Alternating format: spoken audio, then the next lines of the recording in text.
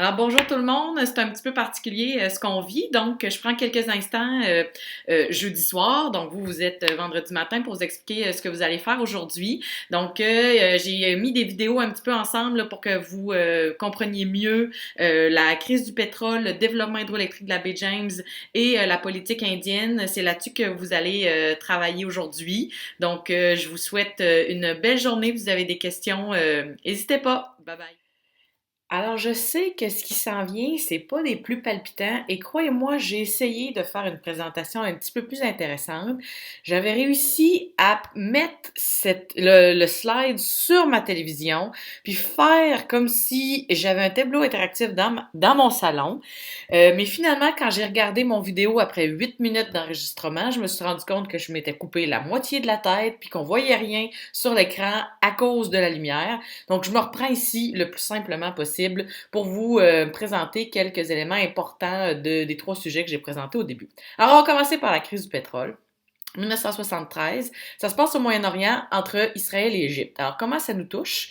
C'est que Israël est soutenu par les États-Unis et pour leur nuire, l'Égypte et tous ses alliés vont couper toute exportation de pétrole vers les États-Unis et ses alliés, dont nous. Donc quand il y a pas beaucoup de pétrole, on peut augmenter les prix. Et regardez à gauche là, en 1973, on paye le baril de pétrole 2,89 $, alors qu'un an plus tard, c'est presque 4 fois le prix là, du baril de pétrole. Fait que quand ça coûte plus cher de carburant pour transporter les marchandises, puis il y a des produits qui nécessitent du pétrole, mais ça aussi, ça coûte plus cher. Fait que si tout coûte plus cher, on a moins d'argent, on diminue notre consommation. À cause de l'inflation, les prix ont augmenté. Au final, ça ralentit l'économie et ça augmente le chômage. Ça va pas bien, OK?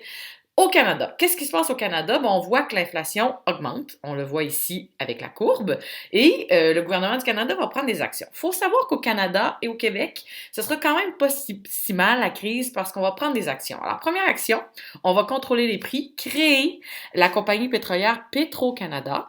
L'Ouest va être moins touché du Canada parce qu'il produit du pétrole alors que nous, on doit l'importer. Par contre, ça va profiter aussi à l'industrie de l'aluminium.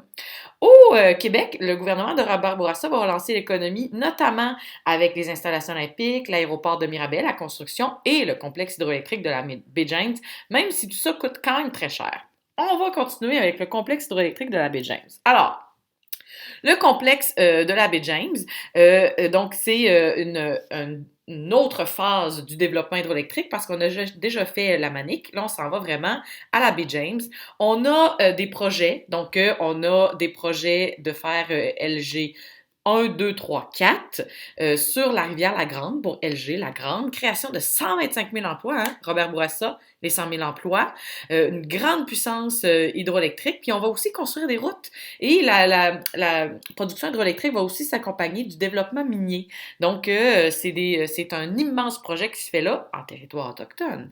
Et justement, les CRI vont obtenir l'arrêt du travail dans le développement de la baie James pour qu'on en arrive finalement à la Convention de la baie James, où on reconnaît les impacts des barrages et des centrales hydroélectriques qui modifient l'environnement et le territoire, et on donne des compensations aux Autochtones par la Convention de la baie James et du Nord québécois, et notamment avec ces compensations, on va pouvoir avoir des sous pour développer des entreprises comme Air Québec, qui existent encore aujourd'hui.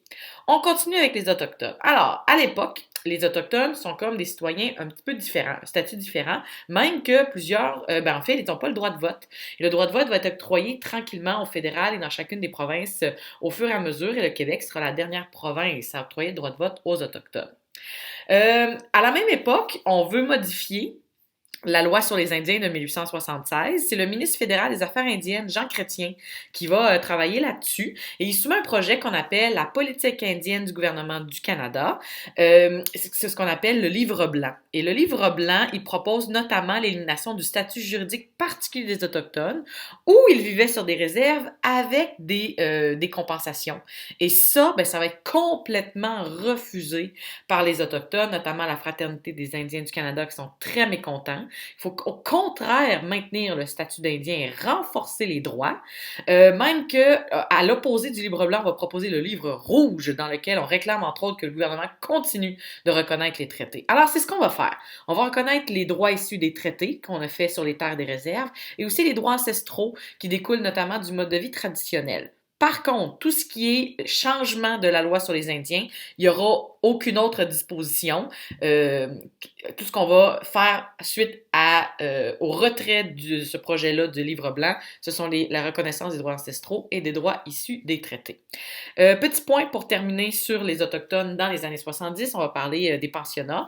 Donc, les pensionnats au Québec, ça va se faire un petit peu plus tard que dans le restant du Canada. Le premier, c'est 1934 à Chisasibi, à la baie James. Sinon, c'est surtout dans les années 50-60 que le nombre de pensionnats va augmenter, majoritairement sur la responsabilité des Oblats, qui est une communauté catholique. Et qu'est-ce qui se passe dans les pensionnats? Bon, on va y apprendre les valeurs et le mode de vie des non-autochtones. À l'arrivée, on leur coupe les cheveux, là, comme des petits écoliers, la petite coupe carrée.